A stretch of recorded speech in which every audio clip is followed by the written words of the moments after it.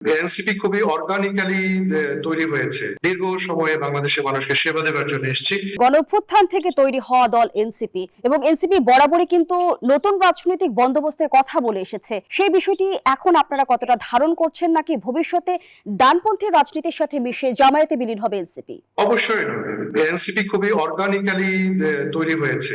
আমাদের পার্টি খুবই ইনক্লুসিভ। আপনারা এখানে জানেন আমাদের এখানে বিভিন্ন সেকশন থেকে মানুষ এসেছেন, পেশাজীবীরা এসেছেন, আমাদের বোনেরা এসেছেন, নারীরা এসেছেন এবং ভিন্ন ভিন্ন মতের মানুষ এসেছেন। আমরা সবসময় অন্তর্ভুক্তিমূলক বাংলাদেশপন্থী রাজনীতির কথা বলি এবং মধ্যম পন্থার রাজনীতির কথা বলি। মধ্যম পন্থা বলতে আমরা লিবারেল ডেমোক্রেসিতে বিশ্বাস করি। তো এর থেকে আমাদের সরে দাঁড়াবার কোনো অপশনই নেই। যে ধরনের প্রশ্ন আসে, যে আপনি প্রশ্নটি করেছেন, প্রশ্ন আসবে, আমাদেরকে উত্তর দিতে হবে। কিন্তু আমাদের যে নিজস্ব রাজনীতি, আমরা যে গণতান্ত্রিক মূল্যবোধের ভিত্তিতে এই নতুন বাংলাদেশকে গড়তে চাই, যেখানে জবাবদিহিতা থাকবে এবং এই জাতির রাষ্ট্রের বা বাংলাদেশ নামক রাষ্ট্রের মানুষের যে মৌলিক আকাঙ্ক্ষাগুলো রয়েছে, মৌলিক চাহিদা পূরণ করে তাদের নিরাপত্তা এবং দেশের স্বাধীনতা সার্বভৌমত্বের জন্য যে আমাদের রাজনীতির সূচনা করেছি সেটা অব্যাহত থাকবে। এনসিপি তার যে ট্রেডমার্ক রাজনীতি রয়েছে, আমরা যা বলেছি সেই রকমের রাজনীতি করবো। আপনারা জানেন আমাদের 24 দফা রয়েছে। সেই আঙ্গিকে চতুর্থ শিল্প বিপ্লবকে সামনে রেখে আমাদের যে ধরনের প্র্যাগমেটিক অ্যাপ্রোচে যাওয়া উচিত, আমাদের দল সেভাবে যাবে এবং আমরা দীর্ঘ সময়ে বাংলাদেশের মানুষকে সেবা দেওয়ার জন্য এসেছি এবং যারা যুক্ত হবেন তারা এনসিপির যে নিজস্ব ধারার রাজনীতি সেটা এই প্রসঙ্গে একটা মধ্যপন্থা রাজনীতির কথা এনসিপি বলে এসেছে এবং মধ্যপন্থা রাজনীতি কিন্তু বিএনপিও করে থাকে।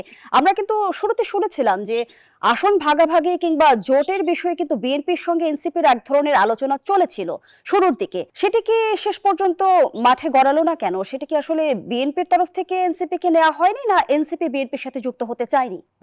দেখুন, বিএনপির তরফ থেকে, জামায়াতের পক্ষ থেকে আমাদের কাছে প্রস্তাব ছিল, কারণ গণঅভ্যুত্থানের ভেতর থেকে উঠে একটা রাজনৈতিক দল পাশে থাকলে পরে যে কোনো রাজনৈতিক দলের জন্য ভোট প্রাপ্তির ক্ষেত্রে একটা সুবিধা হয়। সেক্ষেত্রে আমরা বিবেচনা করেছি যে আমাদের সংস্কারের পক্ষে কারা বলবেন, এই যে গণভোটটি আসছে কারা বলবেন। আমরা আমাদের জাতীয়তাবাদী বন্ধুদের পক্ষ থেকে ইতিমধ্যে তৃণমূল সহ তাদের বিভিন্ন নেতাদের মুখ থেকে শুনেছি যে তারা এটি না প্রস্তাবের পক্ষে জোর আলোচনা চালাচ্ছেন এবং যে সংস্কার প্রস্তাবগুলো এসছে তারও বিরোধিতা করেছেন এবং জুলাই গণঅভ্যুত্থানকে নানাভাবে অস্বীকার করার এক ধরনের আমরা পায়তারাও দেখেছি। তো সেই নিরিখে বাংলাদেশের মানুষের আকাঙ্ক্ষা অনুযায়ী শুধু জামায়াত নয়, জামায়াতের সাথে আরো 7টি দল রয়েছে এবং আপনারা জানেন আরো 2টি দল রয়েছে, তাদের সবার সাথে মিলে আমরা একটি নির্বাচনী সমঝোতা করেছি। তো এই সমঝোতার ভিত্তিতে আমরা এগিয়ে যাচ্ছি।